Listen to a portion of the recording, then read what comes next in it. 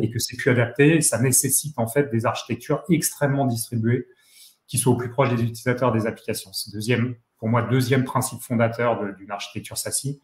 Et puis le dernier, mais qui est plus générique à la rigueur à n'importe quelle approche cloud, qui est une scalabilité transparente en fait de la plateforme pour que les équipes réseau et sécurité, les clients, n'aient plus du tout à se préoccuper de la résilience, des upgrades, de l'évolutivité qui était liée à ces architectures de boîtiers physiques, et qu'en fait toute cette complexité, elle soit outsourcée chez le provider qui gère le cloud SASI, et que ces équipes réseau et sécurité puissent se concentrer vraiment sur leur métier et non plus sur gérer des boîtiers. D'accord, c'est vraiment très clair. Et du coup, aujourd'hui, donc Cloudflare, on est effectivement une plateforme cloud de ce type. On couvre à peu près un peu plus de 80% des fonctionnalités SASI telles que le Gartner le définit. En quoi, en fait, Cloudflare aujourd'hui permet d'améliorer la posture de sécurité de ses clients et progressivement, du coup, d'adopter cette posture qu'on appelle Zero Trust? Zero Trust. Donc, important de mentionner aussi le terme. C'est vachement utilisé de manière interopérable entre SASI et Zero Trust. Donc, peut-être juste refaire notre intro là-dessus. Ouais. Vraiment, pour nous, le SASI, c'est, comme je viens de le dire, l'architecture distribuée de réseau et de sécurité. C'est l'architecture. Et le Zero Trust, c'est le principe selon lequel on fait confiance par défaut à aucun device, aucun individu, rien par défaut. Et on vérifie en continu, même une fois l'accès autorisé. Donc, encore une fois, si on essaie de faire le lien entre SASI et Zero Trust, et d'ailleurs, le Gartner le ferait très bien dans son rapport, les fonctions d'une architecture SASI doivent être délivrées sur les principes d'identité de contexte et de mesure continue du risque. Donc, en fait, adopter une architecture SASI, c'est faire ce chemin vers la transition vers une posture Zero Trust. Donc, en fait, adopter cette architecture SASI, ça permet en fait de commencer ces grandes étapes vers une posture Zero Trust. Le Zero Trust, c'est un chemin, c'est une destination, mais le SASI, ça permet de faire une grosse partie de ce chemin. Donc ensuite, après, si on parle un petit peu le détail en fait sur ce que ça peut apporter en termes de posture des sécu, si on reprend les briques principales du SASI et qu'on essaye de voir en fait ce que ça permet de contrôler, pour simplifier, moi j'aime en parler de 4. Il y a la partie Secure Web Gateway, qui est le contrôle des flux utilisateurs machines vers des sites web. Le Zero Trust Network Access, ZTNA, qui est le contrôle des flux utilisateurs vers des applications internes. Le CASB, qui est encore une couche supplémentaire de contrôle en profondeur de toutes les interactions qu'un utilisateur peut avoir avec une application SaaS. Et puis une brique Firewall as a Service, qui fait un contrôle des flux entrants depuis Internet et puis de certains flux latéraux, qu'on dit est-ouest à l'intérieur du réseau d'entreprise. Et donc, en fait, on voit qu'à chaque fois qu'on rajoute ces briques, on rajoute des contrôles supplémentaires et on améliore sa posture globale de Zero Trust. Donc, les bénéfices au final, en fait, au fur et à mesure qu'on adopte ces différentes briques de SASI, déjà, en fait, c'est une homogénéité et une complétude de la politique de sécurité. C'est-à-dire que tous les cas d'usage que je viens de citer, il n'y a pas d'exception. C'est traité partout dans le monde de manière complètement homogène, sans spécificité géographique, sans contrainte de performance ou quoi que ce soit. Donc vraiment une homogénéité de cette politique de sécurité, pas de notion de compromis entre perf et sécurité. Après, il y a un deuxième bénéfice d'une architecture SASI globale, d'un cloud de sécurité, c'est clairement un effet d'échelle. En fait, plutôt que d'avoir chaque entreprise qui va mettre ses briques de sécurité avec des appliances de manière complètement indépendante, le fait de s'appuyer sur un provider SASI, sur un cloud global, ça a clairement un effet d'échelle en termes de threat intelligence. Nous, si on commence à parler un petit peu dans le détail de Cloudflare, 20% de l'Internet mondial qui est derrière Cloudflare. Donc, c'est-à-dire qu'on voit passer en fait un volume d'attaques, un volume de trafic, de requêtes DNS, de vulnérabilités, etc., qui est assez incomparable. Et donc, clairement, l'intelligence qu'on apporte dans les politiques de sécurité automatique à nos clients se base sur cette connaissance de 20% de l'Internet mondial. Donc, c'est pas possible à l'échelle juste d'un client individuel, et c'est ça qu'un cloud SASI comme celui de Cloudflare apporte en fait en termes d'effet d'échelle, en termes de volume. Et finalement, en fait, vraiment, enfin, en termes de bénéfices, l'objectif, c'est la réduction du risque, la réduction de la surface d'attaque. Un chiffre que j'aime bien citer, c'est un rapport d'IBM qui est sorti sur le coût en fait d'une brèche de sécurité. Alors ils font des moyennes par pays, par continent, par type de brèche. Globalement, la stat, je crois, la dernière stat, c'est que une brèche de sécurité en France, en moyenne, a coûté 4,5 millions aux entreprises qui ont été attaquées. Les besoins en cyberassurance, ils ont bondi. Il y a de plus en plus d'entreprises qui se tournent vers des cyberassureurs pour couvrir ces risques. Et donc, un des bénéfices, je m'arrête peut-être là-dessus, mais un des bénéfices vraiment que voient nos clients et qui a été confirmé par ces assureurs partenaires avec lesquels on travaille, c'est que des entreprises qui sont protégées derrière un cloud SASE comme celui de Cloudflare sont en moyenne 7 fois moins attaquées et donc sont 7 fois plus protégées que des entreprises qui ne sont pas derrière ce type de solution de sécurité. Mais du coup, quand on parle de SASE, on cite effectivement souvent les briques que tu viens d'évoquer, la Secure Web Gateway, le ZTNA, le CASB, etc. Mais on n'entend pas souvent parler d'email, alors que a priori c'est quand même une source très importante de compromission. Enfin, qu'est-ce qu'on a à répondre là-dessus? Ouais, t'as raison, ouais, on va faire juste une petite parenthèse sur l'email parce que techniquement, ça fait pas partie de la définition Gartner du SASE. Il y a toutes les briques que j'ai citées avant, il y en a beaucoup d'autres qui ont été incluses dans les briques fondamentales et les briques optionnelles, on va dire, du SASE. Mais ceci étant dit, alors ça c'est notre posture chez Cloudflare de considérer simplement, enfin comme tout le monde le sait, tous les rapports le disent, 90% des incidents de sécurité commencent par un email. Donc, c'était pour nous inimaginable d'avoir une protection, on va dire cloud security, qui n'inclut pas une défense, une protection sur la partie email. Et donc, en plus des briques que j'ai citées précédemment, la plateforme SASE Cloudflare, elle embarque une défense contre les attaques phishing assez avancées, donc les fameuses, ce qu'on appelle les fameuses arnaques au président, dont on parlait de plus en plus régulièrement malheureusement. Et donc en fait là-dessus, Cloudflare a une solution qui permet de faire de la défense proactive contre ces attaques de phishing avec un scan vraiment régulier du web entier pour détecter en moyenne, c'est la stat qu'on a, dont on est assez fier, qui permet de détecter des campagnes de phishing, des infrastructures de phishing en moyenne 24 jours avant même que les campagnes soient lancées. Et on a énormément d'algorithmes de machine learning, d'intelligence artificielle qui permettent de faire de la contextualisation vraiment avancée, de faire de l'analyse fine de conversation, de l'analyse d'intonation à l'intérieur des messages, de relations entre les interlocuteurs, de déviation par rapport à des patterns de conversation habituels. Donc bref, tout ça pour dire que non, techniquement, l'email protection ne fait pas partie de la brique du SASE, c'est pour ça qu'on en parle très très rarement, mais pour Cloudflare, la sécurité email, c'est critique dans une posture de Zero Trust, ça doit forcément faire partie d'une stratégie Zero Trust, donc c'est pour ça qu'on le mentionne systématiquement quand on parle de SASE. Ouais, c'est très très clair. Et comme je le disais un petit peu en introduction, souvent on entend dire que pour faire de la sécurité, il y a toujours un compromis à faire en fait avec la performance. Forcément, si on inspecte plus, si on analyse plus, ça génère de la latence et du coup des performances moindres. Comment Cloudflare adresse finalement ce problème-là finalement? C'est un différenciant majeur pour Cloudflare, clairement. Et si on fait lien avec exactement ce que tu viens de dire, c'est un critère primordial dans toutes les définitions SASE du Gartner. L'expérience utilisateur doit être homogène partout dans le monde, zéro compromis entre sécurité et performance. Et en fait, c'est notre différenciant principal de par la manière dont notre plateforme a été construite historiquement. En fait, depuis 12 ans qu'elle est créée, donc initialement pour des besoins très web security, CDN, etc. On a maintenant clairement la plateforme SASE qui est la plus grosse du marché.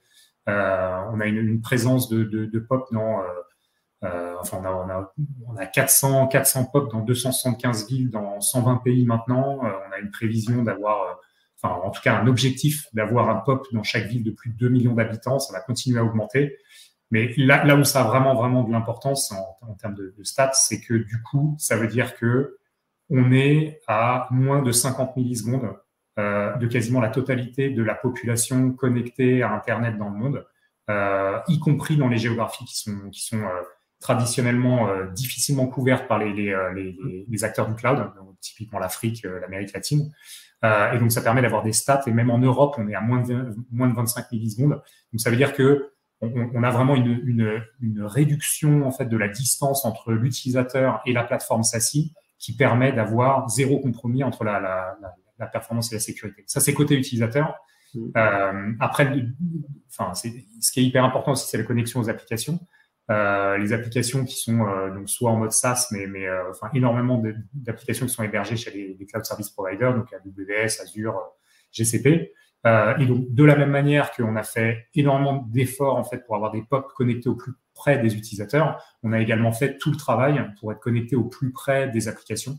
Donc, en fait, on a avec chacun de ces cloud service providers une centaine de peering répartis partout dans le monde qui nous permet qui permettent à nos clients de se dire une fois que je suis monté sur la plateforme Cloudflare, non seulement je suis à 25-50 millisecondes du POP le plus proche, mais en plus de ça, une fois que je suis sur Cloudflare, je ne suis plus qu'à quelques millisecondes à travers la centaine de peering distribués dont j'ai parlé, de la destination sur AWS, Azure, GCP. Donc, en termes de performance, vraiment assez inégalé. Et donc, entre les deux, je parlais d'utilisateur, application, entre les deux, le bénéfice en fait de l'optimisation de performance sur le middle mile, pop à pop, sur le cloud SASE de Cloudflare. Et puis, peut-être une dernière stat aussi qui nous différencie sur cette problématique de performance, c'est que, comme on en a parlé tout à l'heure, comme tu l'as dit en intro, en fait, il y a 20% des sites web mondiaux qui sont derrière Cloudflare. Un des grands noms du CRM et d'ailleurs, Salesforce est un des premiers et des plus gros clients de Cloudflare. Donc, ça veut dire qu'en fait, 20% des sites web mondiaux, ça veut dire qu'une requête sur 5 de nos clients qui sont sur ce cloud SASE avec une destination, en fait, n'a même pas besoin de quitter la plateforme Cloudflare pour arriver à la destination, puisque 20% de ces destinations web sont déjà sur notre plateforme. Donc, en termes de performance, vraiment, on répond entièrement à la promesse qui est édictée par Gartner de cette expérience utilisateur homogène partout dans le monde, quel que soit l'utilisateur, quelle que soit l'application. C'est vraiment très clair. Et donc, on a parlé de sécurité, de performance. Tout ça, il faut l'exploiter, il faut le maintenir. Quelle réponse finalement Cloudflare apporte aux enjeux d'exploitation opérationnelle, toutes les opérations quotidiennes, qui bien évidemment, c'est bien de mettre en place de nouvelles solutions, mais derrière, il faut les faire vivre. Et la question, c'est finalement quels sont les apports que Cloudflare amène sur les questions de simplification de l'exploitation. Le premier, moi, je vais revenir sur le mot-clé que j'avais donné un petit peu plus tôt sur la notion de convergence. Convergence des briques de sécurité réseau sur une plateforme unique, ça veut dire aussi convergence des consoles de management. D'avoir en fait un seul endroit pour gérer les politiques de sécurité, de réseau, l'analytique, le troubleshooting. Et donc clairement en fait c'est une simplification opérationnelle majeure pour les équipes IT, pour nos clients. Et là où nous ça répond en fait complètement à l'ADN de Cloudflare, c'est que vous le savez peut-être, sinon voilà, peut-être réappuyer sur ce terme-là. L'ADN de Cloudflare, l'historique de Cloudflare a été énormément avec un développement du self-service, avec la possibilité en fait pour certains de nos clients de venir juste avec une carte bleue, de souscrire au service et d'être capable d'opérer tout sur la console sans avoir besoin d'assistance tierce, sans avoir besoin de parler du support ou quoi que ce soit. Donc, en fait, cette simplicité d'utilisation, elle répond complètement à cette attente qu'il y a de simplification, de gestion des politiques de sécurité et de réseau sur une plateforme unique SASE. Et en fait, ça se traduit de manière vraiment très, très rationnelle chez nos clients quand ils adaptent nos services. C'est qu'en fait, il y a systématiquement une réduction de la charge d'exploitation en termes de FTE, en termes de nombre de personnes pour gérer les services. Et on a encore un client, d'ailleurs c'est un de tes clients, je crois, Weong, qui avait une stat qui avait 5 personnes qui géraient les différentes briques de sécurité avec différents vendors de hardware. Après la migration sur Cloudflare, ces 5 personnes se sont transformées en une qui a été ravie d'avoir tous les services sur une console, sur une plateforme unifiée qui lui permettait de simplifier complètement les opérations. Donc le gain opérationnel, pour moi, il est vraiment majeur. C'est le point qui s'aligne complètement avec cette notion de convergence. Ouais, Après, il y a forcément ce qui est lié à l'infrastructure cloud, mais ça rejoint un petit peu le management unifié. C'est que qui dit plus de hardware et tout dans le cloud dit que en fait il y a plus la scalabilité à gérer, il y a plus le failover à gérer, les upgrades logiciels, les patchs de sécurité, tout ça c'est géré par le provider SASE, Cloudflare par exemple. Une anecdote qu'on aime bien citer, c'était quasiment il y a un an, jour pour jour d'ailleurs, c'était en décembre l'année dernière, la fameuse faille Log4j. On a mis entre le moment où il y a eu une détection, une notification en fait de cette faille de sécurité, et le moment où le patch a été appliqué pour 100% des clients de Cloudflare sans même qu'il n'ait quoi que ce soit à faire, il s'est passé moins de 4 heures. Donc, créer cette règle de sécurité sur nos Web Application Firewall et déployer toute cette contre-mesure au niveau mondial sur la plateforme, sur voilà, les 275 villes, 400 POP dont j'ai parlé tout à l'heure, ça nous a pris 4 heures. Ça n'aurait pas du tout pris ce temps-là sur une base de hardware. Donc, clairement, efficacité opérationnelle, je pense, plus à démontrer sur ce type de cas d'usage. En fait, c'est important pour l'audience de bien comprendre en fait cette information. Comment dirais-je, quelques heures effectivement pour déployer une contre-mesure au niveau mondial, ça peut paraître peut-être un peu surréaliste. C'est juste que, comme le disait Thomas un peu plus tôt dans les questions précédentes, comme on voit passer beaucoup de trafic web, on est quasi systématiquement le premier acteur à voir passer les dernières formes d'attaque. Et donc, on est très souvent le premier acteur à y travailler en premier. Donc voilà, être capable de déployer une contre-mesure Log4j en quelques heures, c'est simplement parce qu'on en avait la visibilité quelques jours auparavant et qui a permis de déployer cette contre-mesure dans un délai vraiment très très court pour tous nos clients. Voilà.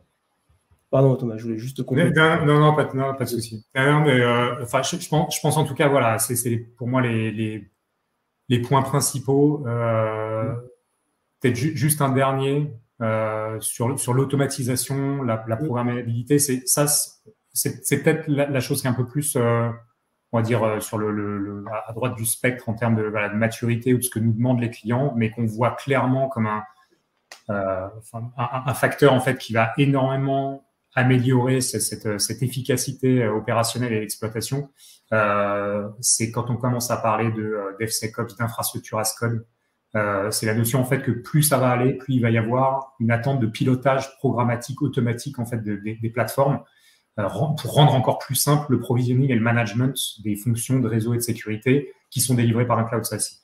Et donc là-dessus, là où vraiment nous on apporte énormément de valeur à ces clients qui nous attendent déjà et qui nous posent déjà des questions autour de l'automatisation, autour de la programmabilité, c'est que la plateforme Cloudflare elle a toujours été 100% ouverte en API. Un provider Terraform aussi pour l'automatisation en fait de la majorité des fonctions de la plateforme. Et en fait, on a certains de nos clients les plus mûrs sur ce sujet-là ne touchent même plus le dashboard pour piloter nos services. Ils sont 100% sur une programmation en fait via les API, via Terraform. Et donc voilà, on voit vraiment nos clients aller dans cette direction-là et on attend en fait énormément de requêtes en fait dans les futures consultations et dans les futurs appels d'offres autour de cet aspect automatisation sur lequel on pense qu'on est très très en avance et ça va être un sujet majeur pour la réduction de la complexité opérationnelle dans les années à venir. Ok, c'est effectivement très clair. Alors on a beaucoup parlé du sujet SASE un peu en long, large et en travers et puis tout le scope que ça couvrait. C'est un champ qui est quand même assez large. Le Gartner parle d'une vingtaine de fonctions techniques différentes. Finalement, si on devait mettre en évidence des critères de choix d'un partenaire SASE, quels seraient les critères qu'il faudrait vraiment impérativement prendre en compte? On imagine que la liste est longue, mais si on devait en évoquer quelques-uns, quels seraient les critères que tu évoquerais? Ouais, on va pas les citer tous. Il y en a un sur lequel je pense j'aimerais plus passer du temps. Parce qu'en fait, il y en a un qui est très important, qui est la performance, la fameuse expérience utilisateur homogène partout dans le monde. La performance, la distribution de l'architecture, etc. Pour moi, c'est vraiment un critère primordial, mais j'en ai parlé tout à l'heure, donc je vais pas revenir dessus. Mais il y en a un deuxième qui est hyper important. Quand on parle de convergence, c'est la manière dont est fait la convergence. Et un des termes qui est réutilisé régulièrement dans les rapports du Gartner quand il parle de SASE, c'est l'intégration native de tous ces services de réseau et de sécurité à l'intérieur de la plateforme pour éviter la friction en fait dans l'interopérabilité en fait dans l'opération en fait de ces différentes briques de sécurité.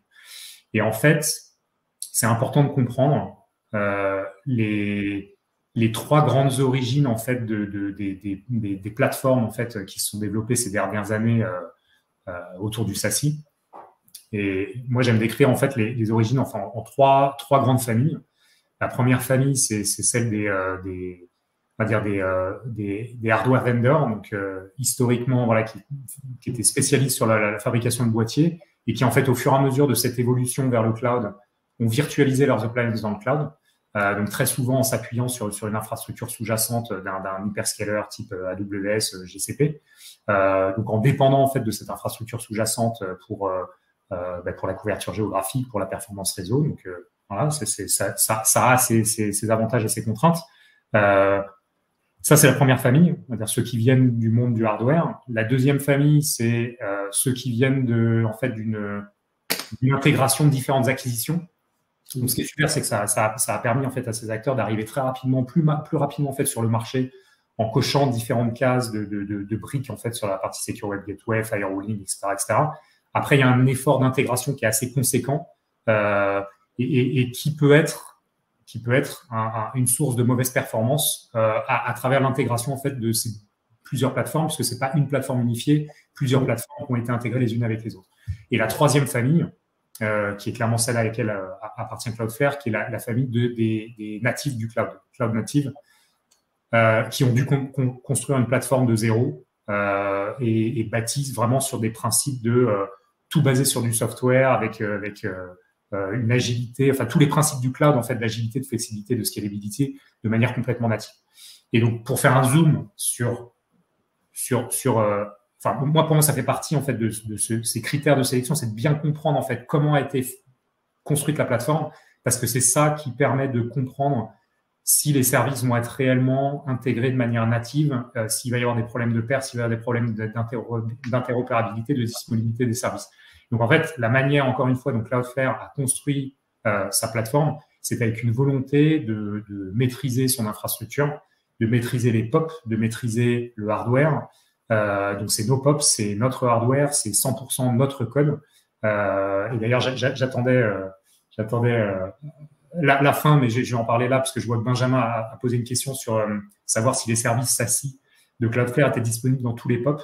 C'est une des choses qui nous différencie vraiment, c'est que quand on parle des 275 villes, des 400 POP, des 100 pays, etc., ça a été une volonté aussi d'avoir une maîtrise du code, du hardware et des POP pour dire et garantir à nos clients que 100% de nos services tourneraient sur 100% de nos POP. Il n'y a pas de notion de subset de POP qui va faire tourner un subset de fonctionnalités. C'est ça qui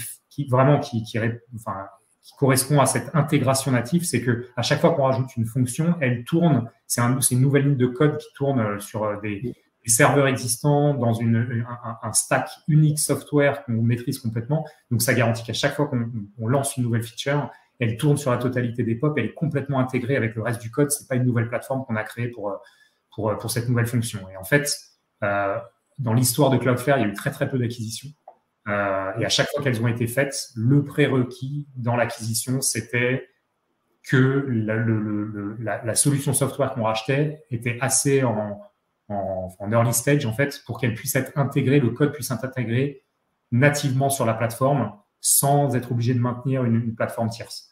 Et voilà. Et en fait, cette approche-là, clairement, non seulement que ce soit chez Cloudflare ou chez un autre, mais enfin, je vous invite tous à vraiment creuser en fait la manière dont sont structurées ces plateformes, parce que l'architecture de la plateforme, telle que nous on l'a faite chez Cloudflare, ça permet de garantir une capacité de déploiement de features et d'innovation qui est assez inégalée sur le marché et qui va garantir en fait que voilà, le choix du partenaire SASI, c'est un choix dans la durée et que on choisit en fait des capacités à un moment donné, au moment d'une consultation, mais on doit pouvoir se garantir que cette plateforme elle va continuer à évoluer, que les nouvelles features vont continuer à arriver, et pas avec une roadmap sur 5 ans, mais vraiment avec des features qui vont pouvoir sortir de manière vraiment mensuelle, trimestrielle, comme c'est ce qu'on garantit à nos clients chez Cloudflare.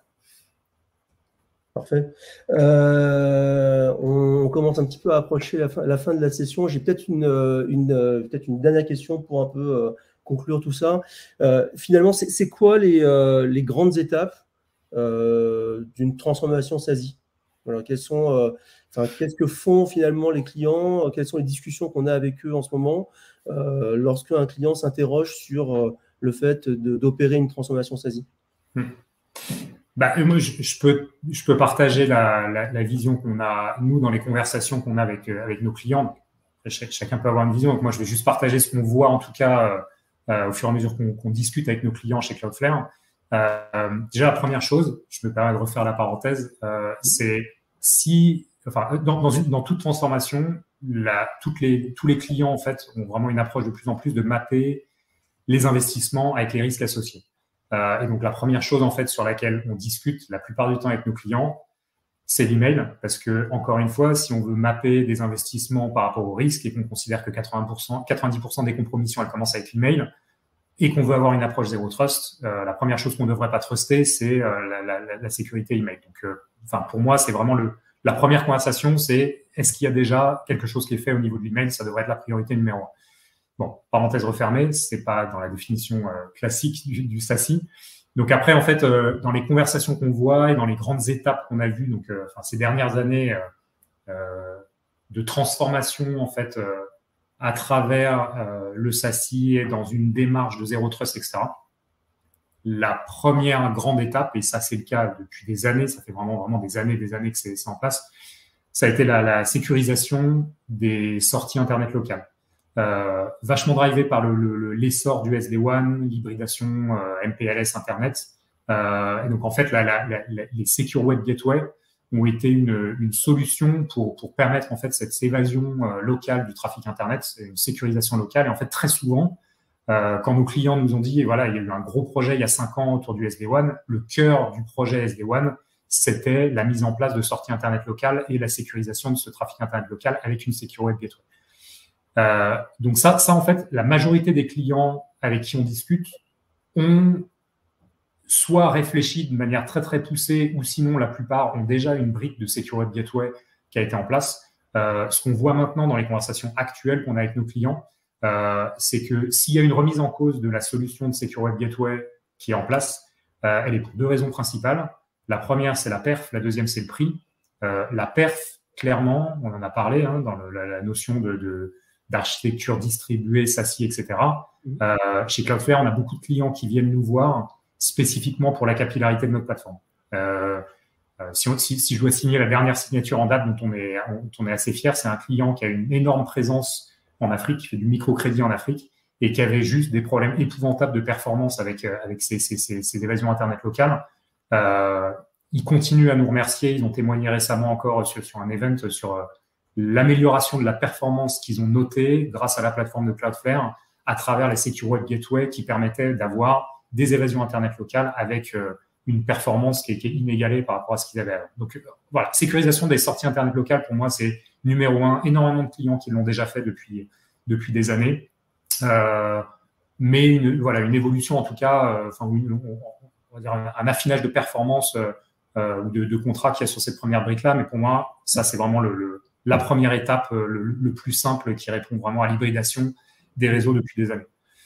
Deuxième sujet qui s'est énormément accéléré avec les confinements, la pandémie, etc.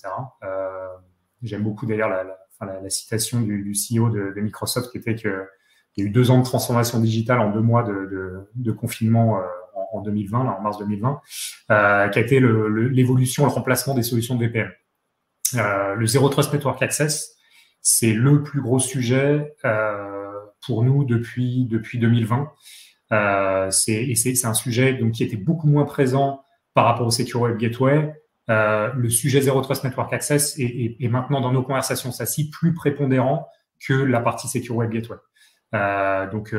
Nous, clairement, en fait, chez Cloudflare, nos plus grandes références SASI, elles ont même commencé par cette solution Zero Trust Network Access et elles sont venues sur la Secure Web Gateway après pour consolider ces 2 briques sur une plateforme unique. Donc, commencer par le ZTNA en remplacement de VPN. Nos 2 plus grandes références en Europe, c'est un gros client suédois qui a 100 000 licences, un gros client suisse qui en avait 100 000 à la base, qui commence à s'approcher des 200 000 au fur et à mesure. Ça fait 3 ans qui sont chez nous. On commençait avec cette brique ZTNA, qu'on consolidait après avec la brique Secure Web Gateway. Donc, remplacement des VPN, c'est un sujet qu'on voit vraiment incontournable. Et de plus en plus, quand on parle d'emplacement des VPN, c'est fusion avec la première brique dont j'ai parlé, Secure Web Gateway. Troisième étape, c'est devient vraiment un sujet je veux dire, de différenciation majeure dans les conversations SASI. Parce que maintenant, voilà, une fois que nos clients ont vraiment adopté la brique Secure Web Gateway, la brique ZTNA, l'étape suivante, c'est le renforcement des contrôles vraiment poussés dans les applications SaaS. Donc, toutes les briques CASB, DLP, qui étaient importantes avant, mais en termes de on veut savoir ce que vous allez faire dans les années à venir, etc. Le CASB et le DLP devient vraiment un critère important de différenciation dans les consultations qu'on voit là, sur cette fin d'année et ce qu'on attend pour l'année prochaine. Et ça a été clairement chez Cloudflare le plus gros investissement sur la plateforme SASI en 2022.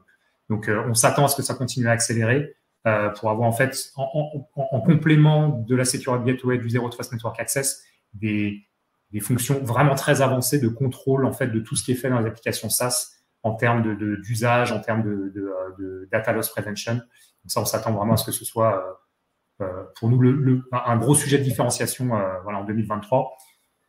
Et puis non, peut-être pour finir, mais ça c'est plus futuriste. En tout cas, on voit pour moi, c'est encore un stade vraiment d'early adoption. C'est la fusion de tous les sujets.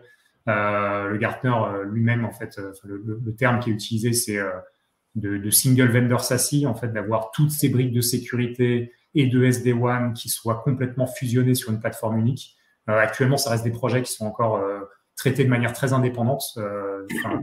Un lot de transformation SD-WAN, un lot de transformation SSE, donc la brique vraiment cloud sécurité de la partie SASI, enfin, en tout cas de toute la promesse SASI. Donc ça, en fait, on attend ça en fait clairement dans les 3 ans à venir. On pense que ça va continuer à monter. Vraiment, il y a une promesse de consolidation de toutes les fonctions, même de la partie SD-WAN sur une plateforme unique. C'est quelque chose sur lequel on réfléchit énormément et sur lequel on communiquera beaucoup plus l'année prochaine. Mais c'est un sujet qui est très peu mûr chez nos clients, sur lesquels nous on fait de l'évangélisation, mais clairement qui en termes de maturité est le moins avancé. Donc, si je dois vraiment, en termes d'étapes clés, Secure Web Gateway, ZTNA, c'est vraiment, remplacement de VPN, sortie Internet locale, c'est les 2 sujets incontournables. La fusion de ces 2 sujets sur une plateforme unique, et puis s'assurer que la plateforme SASI a des briques vraiment avancées sur la partie CASB, DLP pour avoir un contrôle d'accès à tous les cas d'usage qui soient couverts de manière vraiment, vraiment complète et uniforme. Parfait. Thomas, merci beaucoup. Je pense que ça touche à sa fin. L'idée, c'est qu'on puisse maintenant prendre le dernier petit quart d'heure là pour répondre à toutes les questions. Il y en a eu un certain nombre. Je vais peut-être les prendre simplement dans l'ordre d'arrivée et puis on va essayer effectivement d'y répondre. Première question d'Arnaud, mais je pense apparemment, il a quitté la session, mais je pense que la question peut intéresser d'autres personnes. Comment Cloudflare gère en fait la confidentialité des données sur le réseau de Cloudflare? On la gère d'une manière technique, c'est-à-dire qu'on dispose de dispositifs techniques qui aujourd'hui nous permettent, je ne vais pas trop rentrer dans le détail parce qu'il n'y aurait pas assez de 15 minutes pour parler de ce sujet dans le détail, mais retenez simplement que Cloudflare dispose de mécanismes techniques qui permettent de cloisonner les données à caractère personnel au niveau de l'Union européenne, notamment dans une optique RGPD. Lorsqu'on parle de cloisonner les données, on pousse cette logique de cloisonnement jusqu'aux métadatas, c'est-à-dire les fameuses adresses IP qui sont contenues dans les logs et les analytics. C'est souvent un type de données qui échappe effectivement classiquement chez d'autres acteurs à ce type de mécanisme. Et chez Cloudflare, effectivement, le cloisonnement de ces données à l'Union européenne vont jusqu'au metadata. Donc, c'est un service qui s'appelle Data Localisation et qui a permis à une entreprise, par exemple, comme Doctolib, d'obtenir l'ensemble des certificats d'exploitation qui leur permettent d'opérer sur le sol français, mais également sur le sol allemand. Voilà. Je m'arrête là pour la réponse. Si ça intéresse d'autres personnes, il ne faudra pas hésiter à reprendre contact, mais il y a matière à parler très très longtemps du sujet de la confidentialité des données. Deuxième question, y a-t-il un logiciel spécifique à installer sur le poste de travail de l'utilisateur pour se connecter à la plateforme de Cloudflare? Alors, Ça dépend. Si on parle vous voyez sur le slide actuellement affiché que Cloudflare couvre le modèle SASI de manière assez large, donc aussi bien la protection des applications, la protection des réseaux, mais également tout le volet qu'on appelle SASI Zero Trust. Donc toute la partie applicative, la partie réseau ne nécessite pas l'installation d'un logiciel spécifique ou d'un client lourd, comme dans une autre personne, il y a une autre personne qui a évoqué ce terme-là. Par contre, effectivement, les services Zero Trust, dans les cas les plus avancés en termes de use case, eux nécessitent effectivement l'installation d'un client sur le poste de travail pour pouvoir router le trafic vers Cloudflare. Peut-être juste pour complémenter sur ce point-là, Wayong, parce que effectivement c'est important. Il y a un certain nombre de cas d'usage qui sont complètement traités sans agent. On a un agent qui permet d'avoir des contrôles en fait très avancés, avec des contrôles de posture en fait, de contexte de l'utilisateur. Donc pas uniquement sa localisation, sa géolocalisation en fait, mais savoir les services qui tournent sur son poste, savoir si le poste est à jour, etc. Donc le fait d'avoir un agent en fait apporte énormément de bénéfices en termes de contextualisation de la politique de sécurité. En revanche, on a énormément de solutions qui sont déployées également sans agent, avec toute notre infrastructure, reverse proxy, qui permet de couvrir énormément de cas d'usage pour du bring your own device, etc. Donc, les deux sont possibles. Complètement, oui. Supportés par Cloudflare. Complètement. C'est pour ça l'idée, c'était de dire qu'effectivement, sur les use cases de sécurité les plus avancés, notamment ceux basés sur l'identité, un agent est nécessaire ou non en fonction des use cases.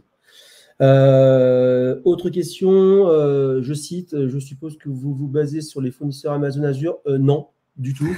Du tout.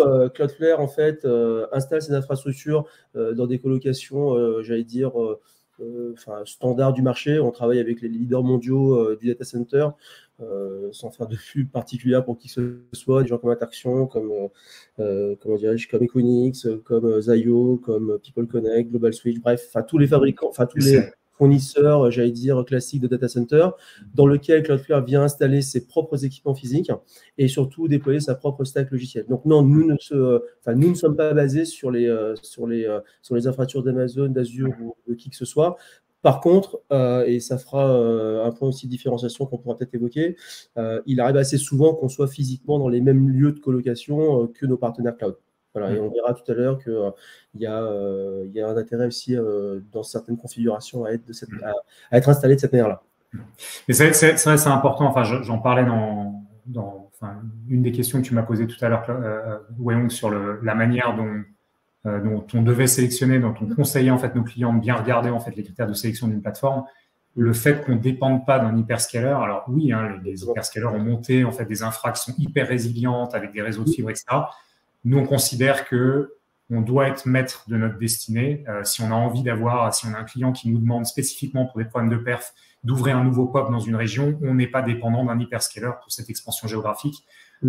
Et clairement, si on prend encore une fois les plaques dont j'ai parlé, Amérique latine, Afrique, c'est des plaques qui sont hyper mal desservies par les hyperscalers. Dans le meilleur des cas, il y a un ou deux POP, par exemple, en Amérique latine.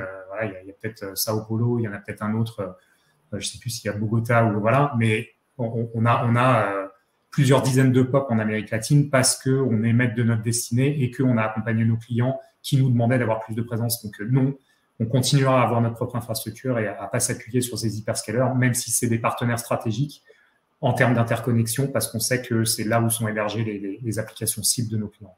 Complètement. Du coup, je saute une question, mais je vais revenir tout de suite après parce que la question suivante est connectée à celle-ci. Donc, est-ce qu'on est propriétaire de nos matériels qui sont déployés dans nos POP? La réponse est oui. Et on est totalement propriétaire de nos équipements. Et pour donner un peu plus de consistance à ce propos, non seulement on est propriétaire de nos équipements, mais en fait, Cloudflare a la particularité d'optimiser en fait ses serveurs. C'est-à-dire qu'on va jusqu'à développer des chips spécifiques pour du traitement en masse, type encryption SSL. Donc, on aurait pu très bien tourner avec du matériel x86 tout à fait ordinaire, mais pour des logiques de performance, on va jusqu'à effectivement travailler avec des partenaires spécifiques dans ces domaines pour que les serveurs sur lesquels s'exécute la stack logicielle de Cloudflare soient physiquement optimisés pour les opérations qui sont traitées en très très très grosse quantité. Donc oui, on est totalement propriétaire de nos matériels déployés dans l'ensemble de nos POP. Je reviens sur la question précédente que j'avais sautée juste avant. Donc pour les clients qui sont déjà 100% SaaS et donc et qui n'ont pas de hardware spécifique sur site et pour lequel les fournisseurs de cloud comme Amazon proposent déjà l'ensemble des briques de sécurité. Quel est l'apport majeur d'une solution de type Cloudflare à part le fait de rajouter une surcouche cloud?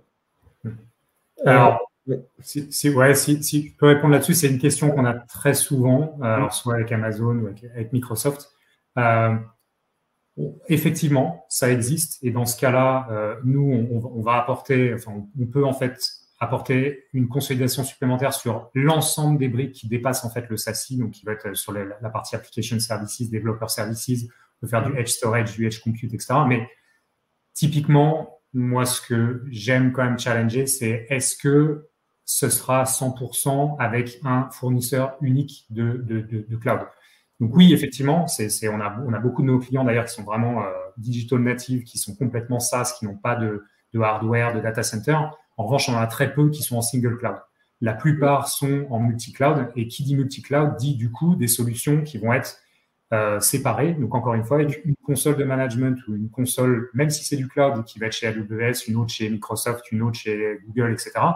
Ce qu'on apporte dans ce cas-là, c'est une abstraction supplémentaire pour le multi-cloud. On considère qu'on a vraiment un rôle d'intermédiation à jouer dans le futur sur ces approches de multi-cloud et sur lequel, clairement, encore une fois, la notion de consolidation, de convergence qui est dictée par le SASE, on va y répondre complètement, même si il y a beaucoup de choses qui sont faites en mode complètement SaaS virtualisé chez les hyperscalers.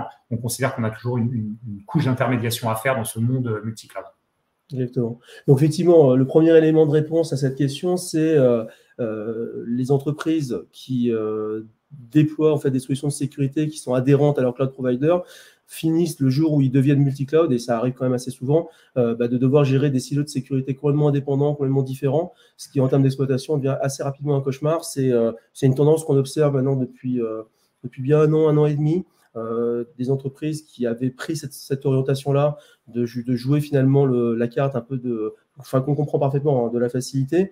Aujourd'hui, lorsqu'ils basculent avec un deuxième cloud provider puis un troisième, commencent à rencontrer des gros problèmes d'exploitation. Ça, c'est un premier élément. Le deuxième élément quand même que je voudrais ajouter et évoquer, avec tout le respect qu'on doit à nos partenaires cloud providers, c'est que ce ne sont pas des acteurs de la cybersécurité. D'accord ? Donc, sans rentrer trop dans le détail technique, comprenez simplement qu'une solution de sécurité comme par exemple une brique WAF chez Cloudflare, elle bénéficie d'un grand nombre en fait de mécanismes de sécurité entièrement managés par Cloudflare et qui permet en fait à nos clients de ne pas avoir à se soucier de mettre en œuvre manuellement, et certains peut-être ont déjà rencontré cette problématique. C'est-à-dire qu'avec un WAF de cloud provider, quel qu'il soit, vous êtes sans cesse en fait en train d'intégrer vous-même et de mettre en œuvre vous-même des nouvelles règles.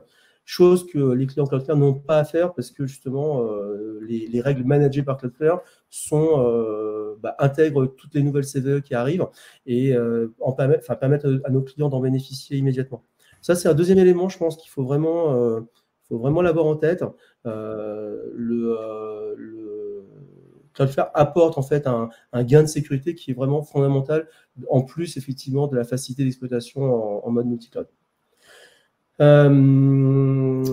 Alors, question suivante, est-ce que les flux en provenance des sites sont tunnelisés par un client lourd sur le poste client ou par un tunnel GRE depuis le routeur Internet? Alors ça rejoint un petit peu la question de tout à l'heure sur agent ou pas agent. Donc, nous on parle de moyens de connexion en fait à la plateforme Cloudflare. Donc il y a des connexions complètement agentless, donc plutôt en mode reverse proxy, qui est l'infrastructure historique de Cloudflare. Il y a la possibilité d'avoir un agent, mais qu'on aime présenter comme étant en tout cas, moi, j'en suis persuadé, un avantage en termes de contexte supplémentaire, de posture de sécurité supplémentaire, plus qu'une contrainte. Et encore une fois, dans la vision d'une convergence des systèmes, il y aura une convergence des agents aussi. Donc, en fait, ça veut dire plutôt que d'avoir un agent pour le proxy, un agent pour le VPN, un agent pour je sais pas quoi, c'est avoir un agent unique qui va se permettre de connecter à la plateforme de Cloudflare et après qui peut complètement s'intégrer dans l'écosystème d'un client. Donc, s'interopérer avec un agent qui va faire de l'EDR sur le poste. On va pas faire d'EDR nous-mêmes. Il y a des spécialistes pour ça, mais on a des intégrations natives avec ces solutions-là pour récupérer des signaux supplémentaires en fait pour améliorer la posture de sécurité. Et après, sur le dernier point, il y a un point sur le tunnel GRE, ça fait partie des modes de connexion. Le but, c'est qu'en fait, on donne un panel le plus large et le plus flexible possible pour connecter les utilisateurs et les applications à la plateforme Cloudflare. Donc, soit ça se fait sans agent en reverse proxy, soit ça se fait avec un agent sur le poste de travail ou sur le serveur ou sur le mobile. On supporte toutes les plateformes. Ou alors, sinon, ça peut se faire par un tunnel GRE, un tunnel IPsec depuis un petit routeur, depuis un équipement SD-WAN. Donc, tout est possible pour couvrir le maximum de ces cas d'usage. Le but étant, encore une fois, que la plateforme SASE puisse se mettre au milieu de tous les flux de communication, quel que soit l'utilisateur ou la machine, et quelle que soit l'application cible. Et donc, en fait, on s'adapte à tous les modes de communication pour traiter 100% des cas d'usage et donner, en fait, une vision totale des flux et les contrôler. Exactement. Ensuite, on a une dernière question de Guillaume. Donc, vous avez parlé de présence en Amérique latine, en Afrique. Est-ce qu'on pourrait détailler? Nous avons remarqué que pas mal de FAI en Afrique font leur peering en Europe. Comment sont calculées, attribuées vos ressources en cas de sollicitation, temps de réponse ou géolocalisation et quid de la Chine? Donc, c'est une réponse très complète sur... J'ai rajouté un petit lien d'ailleurs sur le lien officiel sur notre site avec nos points de présence dans les différents pays. Donc, ça vous permettra de regarder en fait et de voir réellement là où on a des points de présence. Et vous verrez, il y en a beaucoup en Afrique. Comment on le fait? En fait, clairement, c'est depuis l'existence de Cloudflare, on multiplie, enfin, on a une politique de peering très, très agressive. Et on multiplie en fait les peerings. On est maintenant, enfin ça continue d'augmenter, on est à 11 000 actuellement. On est clairement une des plateformes cloud les plus pirées au monde. C'est assez incomparable quand on regarde par rapport, enfin si vous demandez ces chiffres sur le marché, sur les plateformes SASE, le nombre de peering fait la différence. C'est comme ça qu'on arrive au fameux stade de 50 millisecondes dont je parlais tout à l'heure. C'est parce qu'on a mis en place ces peerings et la manière dont on le fait, c'est qu'on le monitore. En fait, il y a un monitoring, il y a des campagnes de mesures qui sont faites régulièrement par les équipes réseau et infrastructure de Cloudflare. Et systématiquement, quand il y a... donc, ces campagnes de mesures, elles sont faites avec des mesures réelles d'utilisateurs. Donc, on voit en fait l'ISP qui est utilisé en last mile pour se connecter à la plateforme de Cloudflare. On récupère ces statistiques et de manière très régulière, on regarde le nombre de requêtes qui sont venues d'un ISP particulier avec des métriques qui sont supérieures à notre objectif en fait de performance. Et du coup, l'équipe infrastructure prend action, va contacter ce FAI, met en place des nouveaux points de peering. Oui, il y a certains des FAI qui ont des contraintes là où ils peuvent faire leur peering. Encore une fois, nous, si on arrive à avoir ce temps de réponse, c'est pas en faisant un peering qui va partir de l'Afrique du Sud et qui va remonter jusqu'à Londres. On n'atteindrait pas les 50 millisecondes comme ça. Donc, on a des points de peering qui sont faits de manière locale et c'est comme ça qu'on réussit à avoir cette logique de performance. Donc, après, comment c'est fait?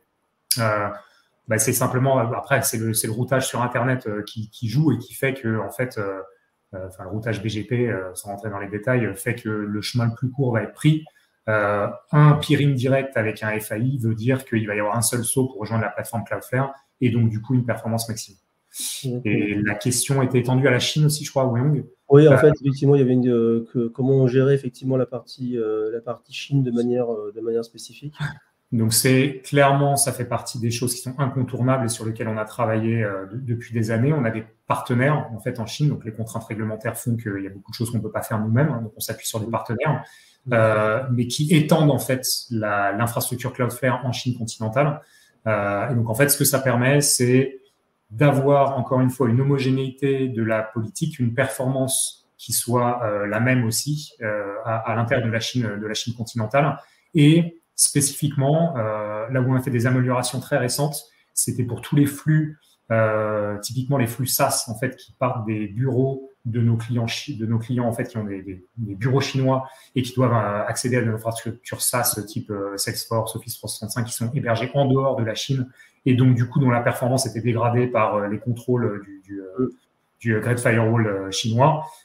Et donc on a monté un partenariat spécifique pour avoir en fait une optimisation de ces flux SaaS cross-border et garantir encore une fois une performance de qualité et homogène à nos clients, même pour leurs bureaux et leurs opérations à l'intérieur de la Chine. On traite la Chine de manière infrastructure différente de la manière dont on le traite dans le monde. D'un point de vue expérience client, c'est homogène. Exactement. Donc, effectivement, ce qu'il faut retenir, et ça sera, je pense, le mot de la fin, parce que je crois qu'on touche à la fin de la session, mais gardez bien à l'esprit que cette logique de couverture géographique, c'est un des éléments, je dirais, vraiment très différenciants de Cloudflare par rapport aux différents acteurs dans le monde. On traite la Chine, effectivement, de manière homogène comme tous les autres pays. Donc, certes, il y a des fonctionnements techniques qui sont différents. L'Internet fonctionne différemment en Chine par rapport au reste du monde, mais on a vocation, effectivement, à porter l'intégralité de nos services aujourd'hui sur le territoire chinois, avec aujourd'hui 38 data centers sur les 275 dont nous disposons, et avec une trajectoire qui doit nous emmener à 450 points de présence dans le monde, dont une centaine sur le territoire chinois. Donc, très clairement, ça fait partie des différenciations de Cloudflare. On parle de la Chine, mais effectivement, l'Afrique, l'Amérique du Sud sont également des zones qui sont classiquement moins bien couvertes. On a plusieurs dizaines de data centers en Afrique. On doit en avoir presque une cinquantaine en Amérique latine. Et on couvre également des zones beaucoup plus éloignées comme l'Australie, la Nouvelle-Zélande, etc., etc. Voilà, je pense qu'on a répondu à toutes les questions et je crois que tu avais répondu à la question de Benjamin de savoir si nos services SASI sont disponibles dans tous nos POP. La réponse est oui. Voilà. Alors, on a juste dépassé de 2 minutes, mais on vous remercie tous en tout cas de votre participation au webinaire. N'hésitez pas à nous contacter suite à ce webinaire si vous voulez discuter de certains points spécifiques. On sera ravis d'en discuter avec vous et de vous accompagner dans cette transformation sur ce sujet qui est vraiment d'actualité et important dans le monde du réseau et de la sécurité. Merci. Merci, bonne journée. Bonne journée, au revoir.